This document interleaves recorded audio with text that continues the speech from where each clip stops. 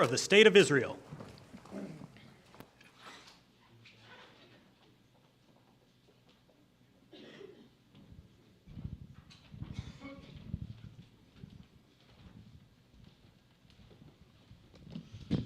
Thank you very much, everybody. So this is a big, big day, a beautiful day, potentially one of the great days ever in civilization. Things that have been going on for hundreds of years and thousands of years. We're going to, at least we're at a minimum very, very close, and I think we're beyond very close. And I want to thank Bibi for really getting in there and doing a job. We've worked well together, as we have with many other countries, both of us, with many other countries, which is the only way this whole situation gets solved. And I'm not just talking about Gaza. Gaza is one thing, but we're talking about much beyond Gaza. The whole deal, everything getting solved. It's called peace in the Middle East. So today is a historic day for peace, and Prime Minister Netanyahu and I have just concluded an important meeting on many vital issues, including Iran, trade, the expansion of the Abraham Accords, and most importantly, we discussed how to end the war in Gaza, but it's just a part of the bigger picture, which is peace in the Middle East, and let's call it eternal peace in the Middle East. So this is far more than anybody expected, but the level of support that I've had from the nations in the Middle East and surrounding Israel and neighbors of Israel has been incredible, incredible. Every single one of them. This afternoon, after extensive consultation with our friends and partners throughout the region, I'm formally releasing our principles for peace, which people have really liked, I must say. And these are done not just routinely done, these are done with total consideration and working with the nations that we're talking about. All of these nations have made contributions to those suggestions. I want to thank the leaders of many Arab and Muslim nations for their tremendous support in developing the proposal, along with many of our allies in Europe. Europe has been very much involved, and as I was called by many of the European leaders, most of them saying, is this true? Are you really doing peace in the Middle East? This is the most incredible thing we've heard. Some think it's the biggest thing they've ever heard. They called just to find out, was it just a rumor or is it actually done? And then they said, have you spoken to the Arab leaders? Have you spoken to all of the other leaders that we have to get? A lot of people involved in this one.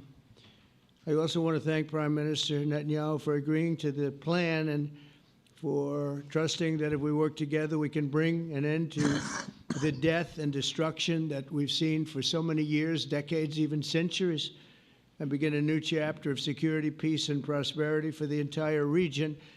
And I want to just say that my meetings and dialogue that we had with so many countries, Saudi Arabia as an example, the king is a phenomenal person. The Emir of Qatar, he's an incredible people. UAE, and that's MBZ and ABZ. We're totally involved. These are the people that we've been dealing with and who've been actually very much involved in this negotiation, giving us ideas, things they can live with, things they can't live with. Pretty complex. I mean, after 2,000, 3,000 years, whatever it is, I guess it's got to be a little complex, or it would have been done a long time ago. The King of Jordan was with us, as you know, in the United Nations. The President of Turkey, President Erdogan, is a friend of mine, a strong man, but a good man. President of Indonesia, somebody who's an amazing leader, Prabowo. He is an amazing leader and respected by everybody. He was in the room with us. We were together with most of these people that I'm mentioning. Others were by phone or the next day. The Prime Minister and the Field Marshal of Pakistan, they were with us right from the beginning. Incredible. In fact, they just put out a statement that they fully believe in this pact. It just came out just as I was walking around. They said, "Sir, you have a big notice from the Prime Minister of Pakistan and from the Field Marshal that they back this 100%. President El-Sisi of Egypt, who's terrific. And these are people I've gotten to know over the years. I mean, I would say it started around 2015 and then went into 2016 when the presidency officially began. But I've known them actually for a long time, and they're in many cases really great men. I can't say in all cases, but I will tell you in many cases they're great men and some great women too. They tend to be mostly men, however, I will say that. But if accepted by Hamas, this proposal calls for the release of all remaining hostages immediately, but in no case more than 72 hours. So the hostages are coming back, and I hate even saying this from the standpoint, doesn't sound right, but it is so important to the parents. The bodies of the young men, I believe in almost all cases, the young men are coming back immediately. I met with parents. The parents felt as strongly about getting the body of their dead boy back as they did as though the boy were alive and well. It's so important to them. And it means the immediate end to the war itself, not just Gaza. It's the war itself. Under the plan, Arab and Muslim countries have committed, and in writing in many cases, but I actually would take their word for it. The people I mentioned, I'd take their word for it, to demilitarize Gaza, and that's quickly. Decommission the military capabilities of Hamas and all other terror organizations. Do that immediately. And we're relying on the countries that I named and others to deal with Hamas. And I'm hearing that Hamas wants to get this done too, and that's a good thing. And destroy all terror infrastructure, including the tunnels, weapons, production facilities. They have a lot of production facilities that we're destroying. They'll also help train local police forces in the areas that we're discussing right now, in particular in and around Gaza, working with the new transitional authority in Gaza. All parties will agree on a timeline for Israeli forces to withdraw in phases. They'll be withdrawing in phases. No more shooting, hopefully. As progress is made toward achieving these goals, Arab and Muslim nations need to be allowed the chance to fulfill these commitments of dealing with Hamas. They have to deal with them because they were the one group that we have not dealt with. I haven't dealt with them.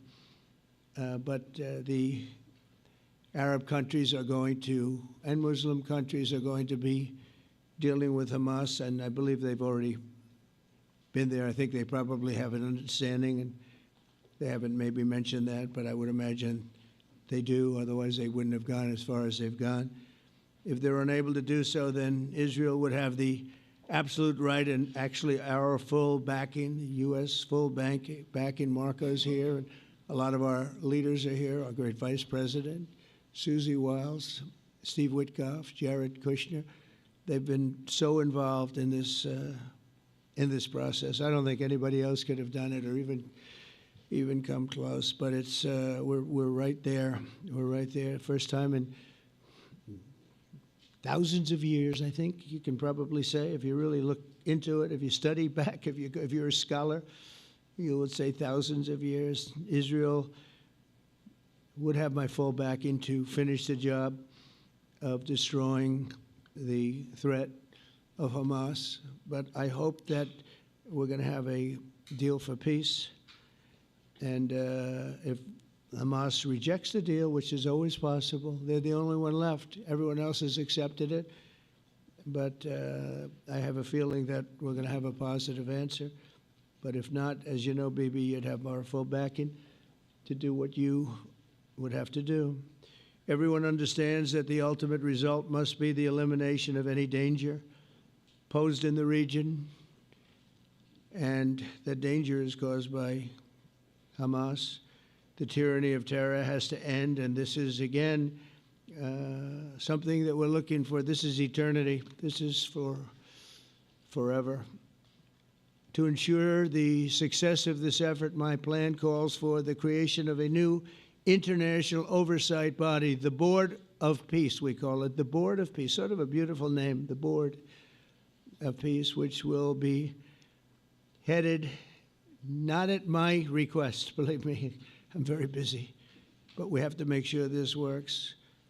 The leaders of the Arab world and Israel and everybody involved asked me to do this, so it would be headed by a gentleman known as President Donald J. Trump of the United States. That's what I want, is some extra work to do, but it's so important that I'm willing to do it, and we'll do it right, and we're going to put leaders from other countries on, and leaders that are very distinguished leaders, and we'll have a board, and one of the people that wants to be on the board is the UK former Prime Minister, Tony Blair, good man, very good man, and some others, and they'll be named over the next few days, and it'll be quite the board. Working, everybody wants to be on it now. I don't know if that had anything to do. They named me and everybody else wanted to be on it. I guess they figure, well, he's a soft touch. He'll be easy to deal with. Working with the World Bank and others, it will be responsible for recruiting and training a new government that will be made up of Palestinians along with highly qualified experts from all around the world. Hamas and other terrorist factions will play no role in the board, but they'll play no role in the governance of Gaza at all, directly or indirectly. As you know, thousands of Hamas leaders have been killed and soldiers have been killed. And we can never forget October 7th, but thousands have paid the price for that. And now it's time to get our hostages back and get back to trying to build something that's really great and very important. In our meeting today, Prime Minister Netanyahu was very clear about his opposition to a Palestinian state, and he continuously mentions October 7th, and I understand that. Most people do. And I understand and respect his position on many things, but what he's doing today is so good for Israel. I noticed that they have large crowds gathering in Israel all the time, and they have my name up. They like me for whatever reason, Bibi, I don't know, but they do like me. But they say two things: please get the hostages back and please end the war. They've had it. It's had it. So I think it's a very popular thing you do, because he's a warrior. He doesn't know about getting back to a normal way of life, but he is a warrior, and Israel's lucky to have him. But now the people want to get back to peace. They want to get back to normalization in a true sense. Several countries have foolishly recognized the Palestinian state. As you know, some of our European friends, allies, good people, but they're really, I think, doing that because they're very tired of what's going on for so many decades. They've been presidents and prime ministers for years, and during this time, having to do with the Middle East, all they're doing is talking about the same thing over and over. They want to see it get back. And nobody wants that more than me, or I believe Bibi too. But the people of Israel want it. They really want it. They want the hostages back. That includes the probably 32 bodies that we're talking about, 20 people that are living, 32 or so people that are dead, and they want to have peace. So let us not forget how we got here. Hamas was elected by the Palestinian people. Israel withdrew from Gaza thinking they would live in peace. Remember that a long time ago? They withdrew. They said, you take it. This is our contribution to peace. But that didn't work out. That didn't work out. It was the opposite of peace. They pulled away. They let them have it. And I never forgot that, because I said, that doesn't sound like a good deal to me. As a real estate person, I mean, they gave up the ocean, right? Ron, they gave up the ocean. They said, who would do this deal? And it still didn't work out. They were very generous, actually. And they gave up the most magnificent piece of land in many ways in the Middle East, and they said, all we want to do now is have peace, and that request was not honored. Instead of building a better life for the Palestinians, Hamas diverted resources to build over 400 miles of tunnels and terror infrastructure, rocket production facilities, and hid their military command posts and launch sites in hospitals, schools, and mosques. So if you went after them, you'd be after them, and you wouldn't even realize you ended up knocking out a hospital or a school or a mosque. That terrible thing, terrible way to have to fight. No fight is good, but that's a real bad one. So there are many Palestinians who wish to live in peace. Many. I've seen so many of them, and they have support. And I challenge the Palestinians to take responsibility for their destiny, because that's what we're giving them. We're giving them responsibility for their destiny, fully condemn and prohibit terrorism and earn their way to a brighter future. They don't want the life that they've had. They've had a rough life with Hamas. If the Palestinian Authority does not complete the reforms that I laid out in my vision for peace in 2020, they'll have only themselves to blame. We're giving them an amazing footprint, and they have amazing support from the leaders of the Arab world and the Muslim world, the great leaders. These are great leaders. These are unbelievable leaders that have built great countries and very wealthy countries. What the future holds for the Palestinians, no one really knows, but the plan that we put forward today is focused on ending the war immediately, getting all of our hostages back, getting everything back. Hard to believe when you even say it, and creating conditions for durable Israeli security and Palestinian success. Israeli security is going to be involved. We're going to help you. We'll be there with you in terms of helping with security. We want to make sure it works. We just want to make sure it works. There shouldn't be a shot fired. Now, there will be, I guess, because that's the way it seems to be, but there shouldn't have to be within a few days. There shouldn't have to be a shot fired. Maybe for eternity. Wouldn't that be nice? I hope it's true. I can tell you the leadership of that region feels that there's a good chance of it being true. So this will lead to this agreement that we're talking about will lead to a sustainable, long-term peace. No president in history has been a greater friend of the state of Israel than I have, in addition to negotiating the Abraham Accords. I like to say it that way because the real people, that's what they call Abraham. I would say Abraham, but it's so much nicer when you say Abraham. So much more elegant. But the Abraham Accords are amazing. Jared, you did that along with your group of geniuses, and nobody thought that could be done. We have 4 countries, and Sleepy Joe Biden didn't do a thing. He didn't even know what the hell they were. He should have had them fold up. But I think this will also lead to packing them. And who knows, maybe even Iran can get in there. I hope, we hope we're going to be able to get along with Iran. I think they're going to be open to it. I really believe that.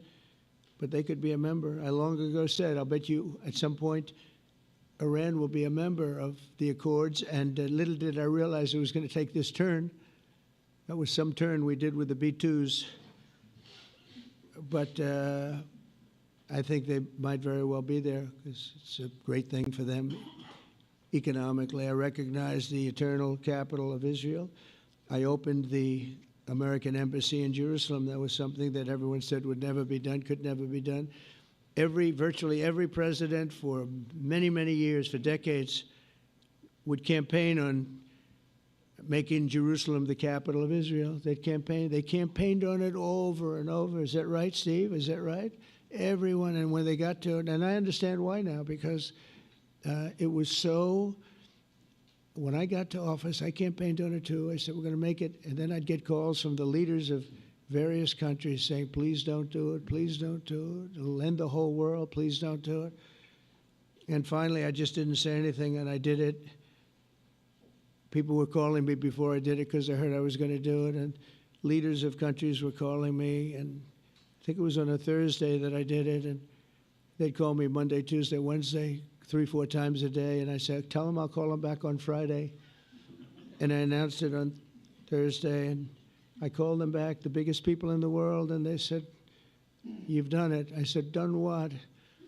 "You've made the capital of Israel, Jerusalem, and we wanted to talk yet." I wish you called me a little sooner. Maybe I could have done something about it. So that was a lot easier than getting into an argument, because I knew what they were calling about. And you know what? It turned out to be amazing. Everybody thought it was going to lead to the end of the world, right? The end of the world, Ron, that's what they said. It didn't lead to anything. It just led to something that I promised, and something that was very, very popular for Jewish people and a lot of other people too. I recognize Israeli sovereignty over the Golan Heights, and I cut taxpayer funding to the corrupt United Nations Relief and Works Agency. And United Nations was interesting because, as you know, a few days ago they introduced me. Ladies and gentlemen, the President of the United States. I'm looking at my teleprompter, and the thing was dead, stone cold, dead. The thing's up here. I have a long, beautiful speech to make. I'm back 30 feet back, and I'm saying, they're introducing me. There's nothing on my teleprompter. So, but I made a speech. I actually got good marks. You think Biden could have done that? I don't think so. I don't think he could have done that. I don't think too many people could have done it. But actually, it was actually more of a speech from my heart, if you want to know the truth. I think it was maybe better in certain ways because it was from the heart. It has to be from the heart. Otherwise, you're in big trouble. But I cut taxpayer funding for that very corrupt United Nations Relief and Works Agency, and nobody thought that would be done, and withdrew from the horrible Iran nuclear deal that was imposed upon Israel by Barack Hussein Obama and Biden. And I don't think Biden knew anything about it, though. I don't think he knows anything about it now, actually, if you ask him. He'd say, "What is that?" And we obliterated Iran's nuclear enrichment capacity, making it impossible for them to have a nuclear weapon, which they would have had probably in about 2 months from that. But I've never asked Israel to compromise its security, but we had big, strong talk. Nobody's been better to Israel. No president's been better to Israel than Donald Trump. But we had a long, strong talk, Bibi and I, and he understands it's time. It's time. History has shown, and the people of Israel want it. And the people of the Middle East want it. The people of enemies of Israel want it, but they don't have really too many enemies right now. And you know what? Many countries have gained great respect for Israel, for the way they fight, for the job they do, including me. I had respect anyway, but they gained respect. History has shown us that those who have relations with Israel have thrived, while those who have devoted resources and attention toward the destruction and even annihilation of Israel have languished. They haven't done well. Israel is not going anywhere. They're going to coexist with other people and countries in the region, from Syria to Lebanon to Saudi Arabia. The promise of a new Middle East is so clearly within our reach. This is the closest we've ever come to real peace, not fake peace, not political fool's peace. If we can get this difficult problem solved, the opportunities for all within that vast region of this world, it's a vast region, it's unlimited. The Abraham Accords show that all countries are better off when they communicate and work together and embrace new opportunities. I hope Jared and Steve and Susie and Marco and JD, we have great people. I hope you guys are going to work very hard to get these other countries in, because now they have no excuse. There's no longer an excuse. They were somewhere hesitant. And I tell you, the 4 countries that went in, I give them tremendous credit, and it's worked out incredibly well for them.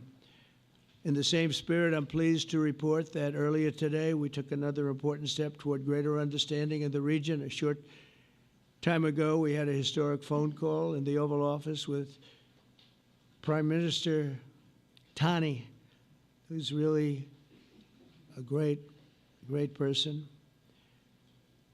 So we had a great talk, and I was on the phone, and Bibi was talking. Prime Minister Al Thani was of Qatar. They really had a heart-to-heart conversation. It was a great conversation, I thought. It was productive. It was everything that you need to have something turn out to be successful. And I want to thank Bibi, and I want to thank the Prime Minister. It was fantastic. We agreed to launch a formal trilateral mechanism between Israel, Qatar, and the United States to begin a dialogue to enhance mutual security, correct misperceptions, and avoid future misgivings. And I want to thank Qatar, its leadership, and the Emir.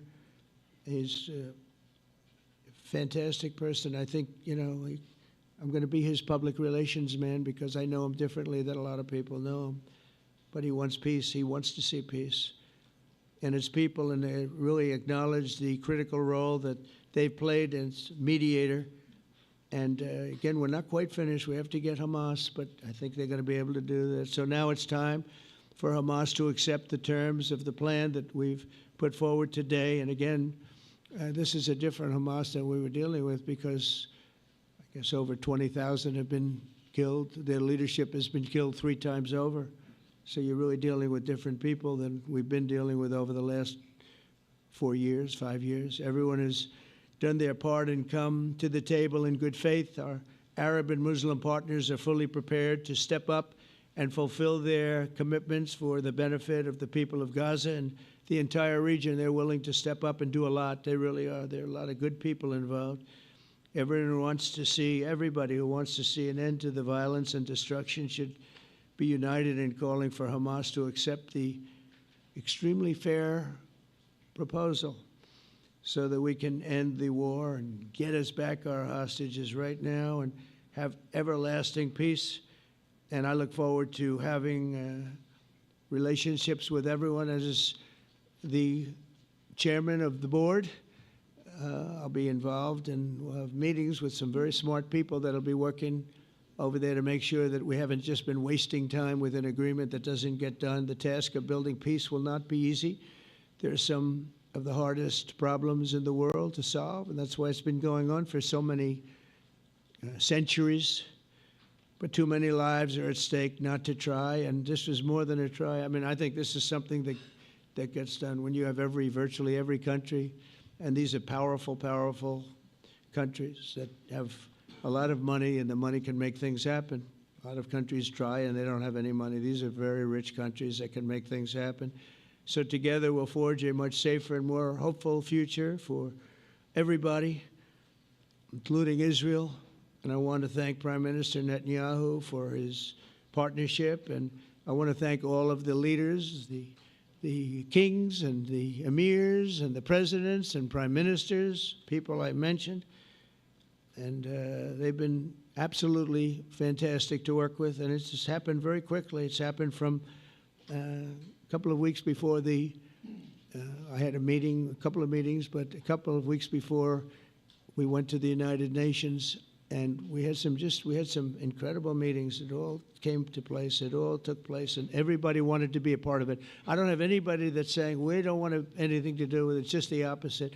And I'll tell you, a couple of years ago, a year ago, I don't think we would have had this kind of participation, Mr. VP, right? I don't think we would have had.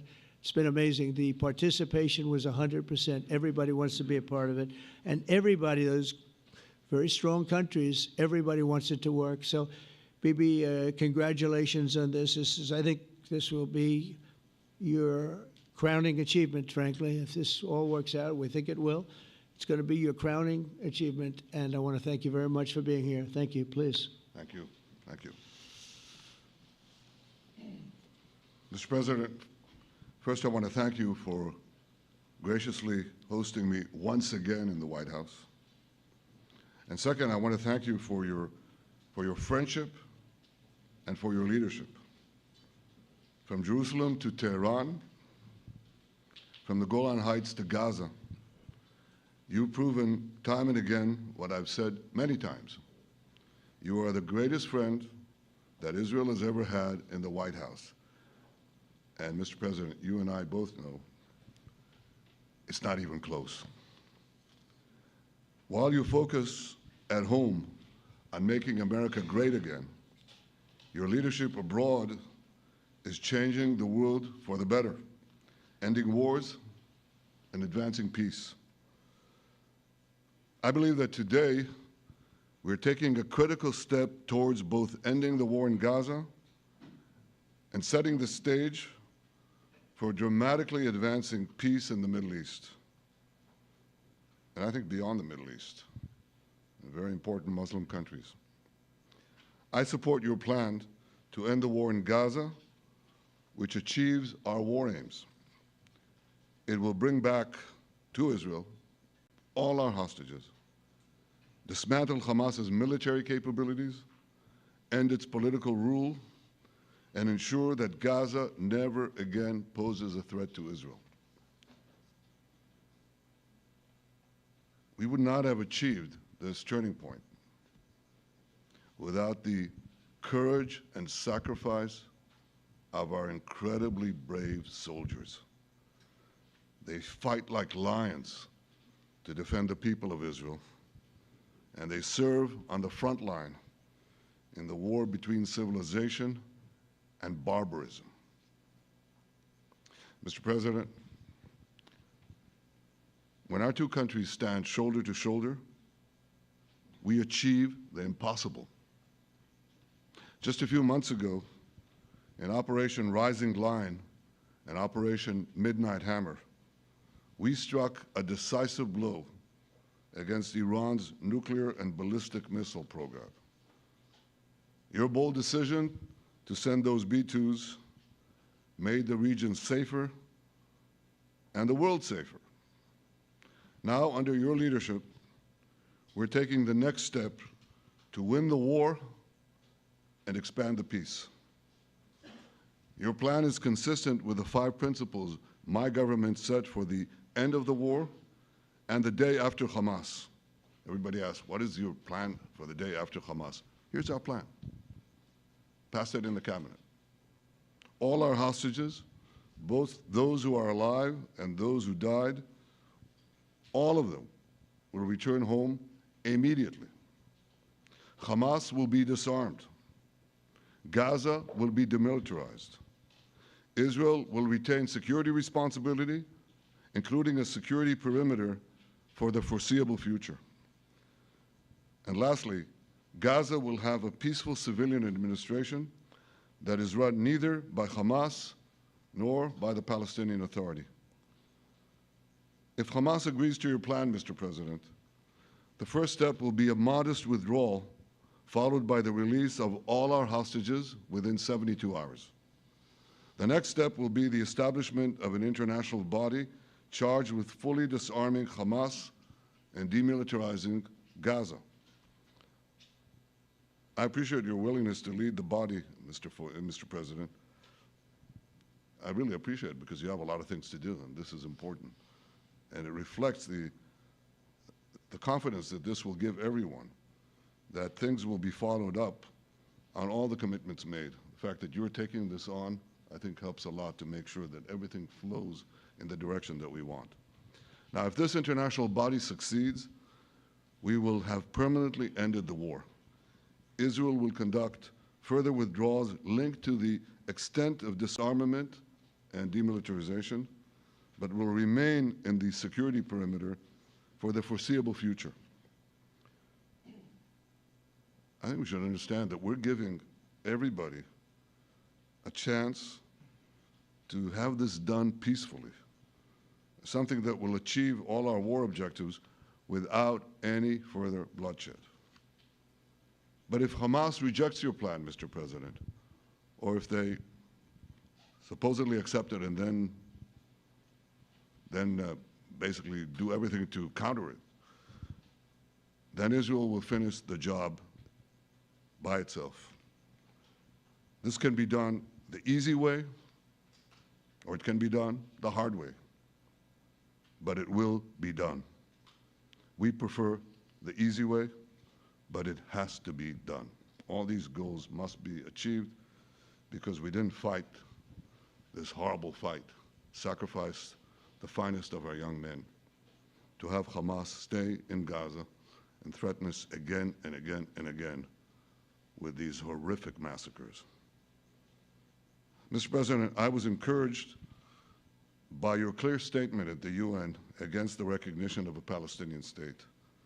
That would be an outcome that, after October 7th, would reward terrorists, undermine security, and endanger Israel's very existence. As for the Palestinian Authority, I appreciate your firm position that the PA could have no role whatsoever in Gaza without undergoing a radical and genuine transformation. In your 2020 peace plan, which you mentioned just now, you made clear what that transformation requires. It's not lip service. It's not checking a box.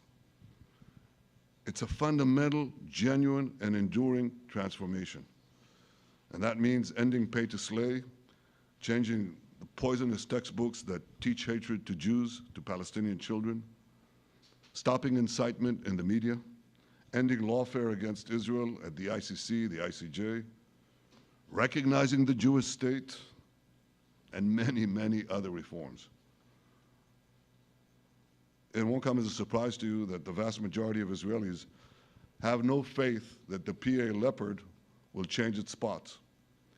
But rather than wait for this miraculous transformation, your plan provides a practical and realistic path forward for Gaza in the coming years, in which Gaza will be administered neither by Hamas nor the Palestinian Authority, but by those committed to a genuine peace with Israel. I think this can be not only a new beginning for Gaza, I think it can be a new beginning for the entire region. Under your leadership, we can re-energize, well, I've got to contribute my own, we can re-energize the Abraham Accords. That's what it's called in the original Hebrew, Abraham. Abraham is fine, Abraham, however you want to call it. Under your leadership, Mr. President, we can re-energize the Abraham Accords that we forged 5 years ago. We can expand them to many more Arab and Muslim nations that choose moderation over extremism. I think there's an opportunity here. It's not going to be easy, it's tough going, but I think if we succeed, you're absolutely right. We're going to open possibilities that nobody even dreamed of. But I think we dream of them. As you've told me, Mr. President, and you've told the world many, many times, you said, remember October 7th. Remember October 7th.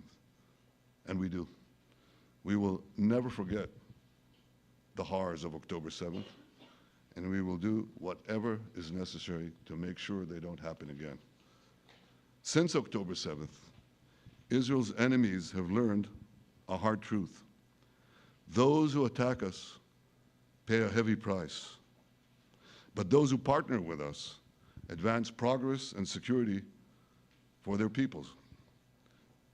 President Trump just said it. It's also in the Bible. It says, those who will bless you will be blessed, and those who will curse you will be cursed. And that's actually what is happening. We want the blessings. I think we've done a lot in the past 2 years to end the curse. We're not finished, but we've done a lot. And we've done a lot together to end the curse. I want to thank your entire team for their efforts to get to this point. I especially want to thank Steve Witkoff and Jared Kushner for their indefatigable work to bring Israel and Arab states in the region closer together. I am deeply grateful to both of them for their work. We had a phone call today just to make it clear. I said to the Prime Minister of Qatar, Israel was targeting terrorists, wasn't targeting Qatar. And of course, we regretted the loss of the Qatari citizen, wasn't our target. And I very much appreciate President Trump's proposal to have a trilateral body, the United States, Israel, and Qatar, to work out respective grievances. There are quite a few. But if we could try to mitigate them or put it on a different footing, I think that'll be good for everyone. Above all the people, the fine team, and many helpers who've done this, I want to thank you, Mr. President. History has already shown that under your leadership, Israel and America can change the face of the Middle East. And today I'm hopeful that your plan to end the war in Gaza will do so again and do so soon. It will free our hostages, end Hamas's tyranny in Gaza, and enable a more secure and prosperous future for the peoples of our region. Thank you, Mr. President. May God bless America. May God bless Israel. May God bless the indispensable alliance between our countries. And may I add, in Hebrew, G'mal Chatima Tova, may we all be inscribed in the book of life. Thank you. Thank you very much, Bibi. So I think while we wait for these documents to be signed and get everybody in line, I think it maybe is not really appropriate to take questions. I'm meeting with, as you know, a couple of Democrats in a little while about the country, about keeping our country open. They're going to have to do some things because their ideas are not very good ones. They're very bad for our country. So we'll see how that works out. But this is something that was really historic today. This was something that was amazing. I think, Bibi, I mean, depending on you, I think while we're waiting for signatures and waiting for approvals from a lot of different countries that are involved in this, we probably shouldn't take questions? Or would you like to take a question or two from perhaps a friendly Israeli reporter, if there's such a thing? That's a very, very tough proposition. But I would think, Mr. President, that I would go by your instinct that this is, we'll have enough time for questions. Let's settle the issue first, I think. No. Thank you very much, everybody. Thank you.